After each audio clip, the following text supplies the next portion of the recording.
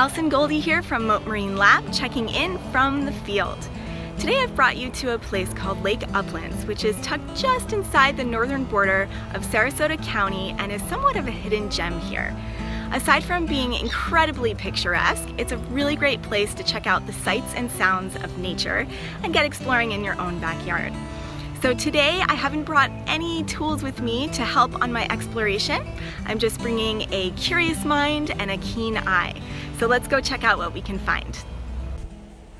Though Florida has over 700 springs located throughout the state, Lake Uplands is one of the few natural spring-fed ponds here in Sarasota. This essentially means that groundwater from Florida's aquifer rises to the surface and seeps into this body of water after being filtered through the permeable earth below. Florida actually has one of the world's most productive aquifers, spanning 100,000 square miles and supplying drinking water for over 10 million people. Located in the Uplands neighborhood, known for being the most elevated waterfront subdivisions in Sarasota, this pond also has historical and cultural significance. Native Americans would often visit this pond, enjoying its close proximity to Sarasota Bay. And as this neighborhood was developed, this pond also served as the focal point, as the first 2 houses were built upon its shore. Today, this pond attracts a number of wading birds, ducks, and other bird species, in addition to providing a home for freshwater turtles, some fish, as well as a few freshwater aquatic plants. For a moment, I'd like to just sit and listen to the sounds of the birds. We rely very often on our sense of sight, but we can still learn a lot from what we're hearing as well.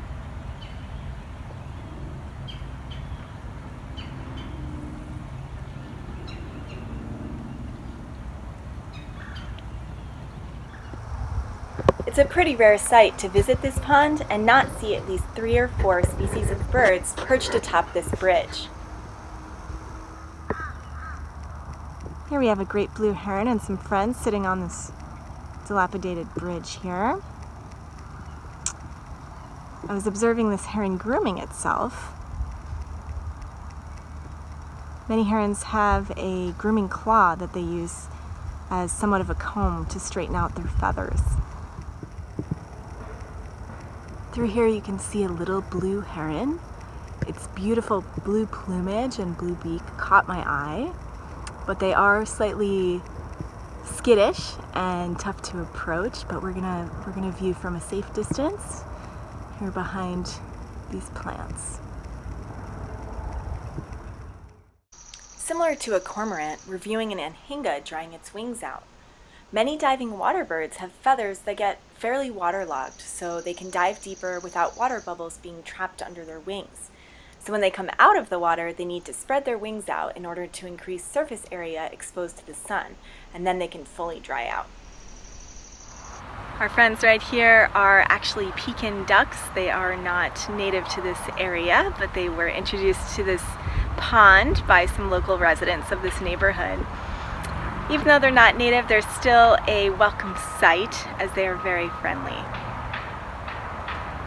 These birds are derived from birds that were brought over to the US from China in the 19th century, and primarily they're bred for meat these days, but these two happen to be pets of the neighborhood.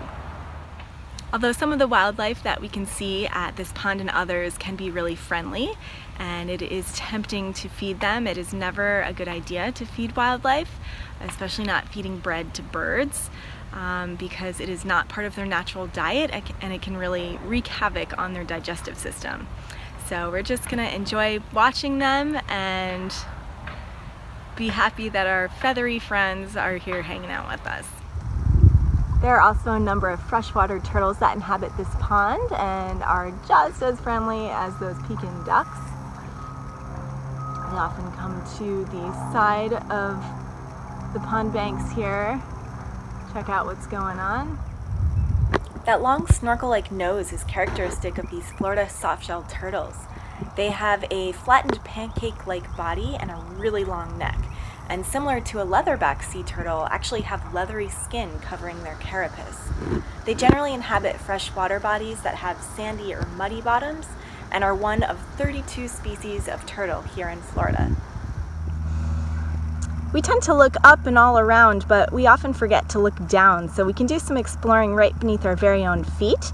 Here we have some St. Augustine grass, which is a nice flat, wide leaf grass, pretty sturdy, and tucked into that grass is this right here, which is known as pennywort, also known as dollarweed, which is a perennial weed pretty prevalent here in Florida, but they tend to grow in mats along the banks of ponds, lakes, rivers, canals, and that's exactly what we're seeing right here.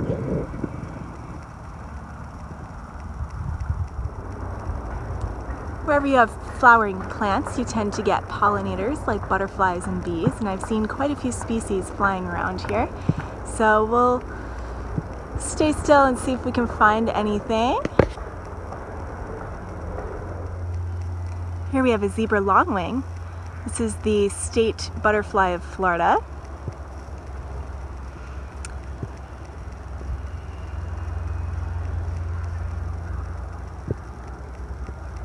And those iconic stripes on its wings are actually part of its strategy to deter predators.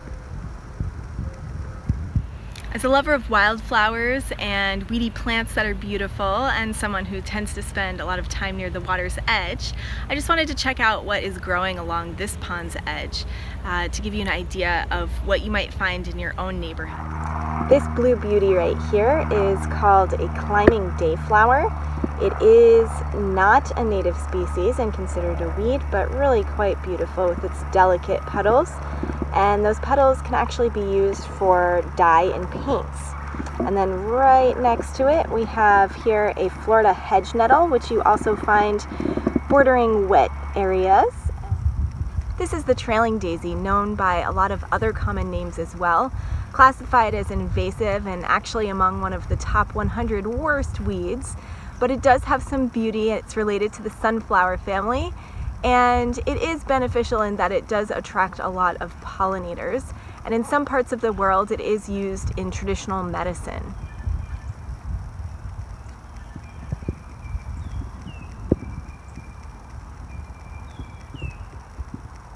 Also in the sunflower family is the lilac tassel brush, also known as Cupid's shaving brush. It has a light purple flower at the top, and we have some similar species here in Florida that actually have a red flower.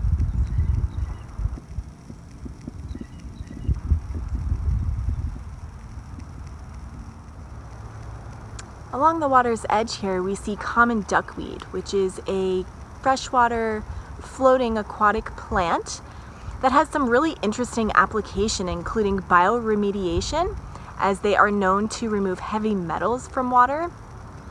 They also can be used as a supplement feed for livestock and even for biofuel. What I have here behind me is a type of strangler fig. We see these pretty often here in Sarasota and elsewhere in Florida. Sticky seeds of this tree begin their life in the crook of a branch, and as they grow, they send their roots downward, which eventually reach the soil. In the process, though, the roots graft together and eventually envelop the host tree, while simultaneously growing upwards to reach towards the sun. Though the original tree may sometimes die, it is also believed that this relationship may be mutualistic, and that the strangler fig provides support to the host tree, helping them to survive through strong storms.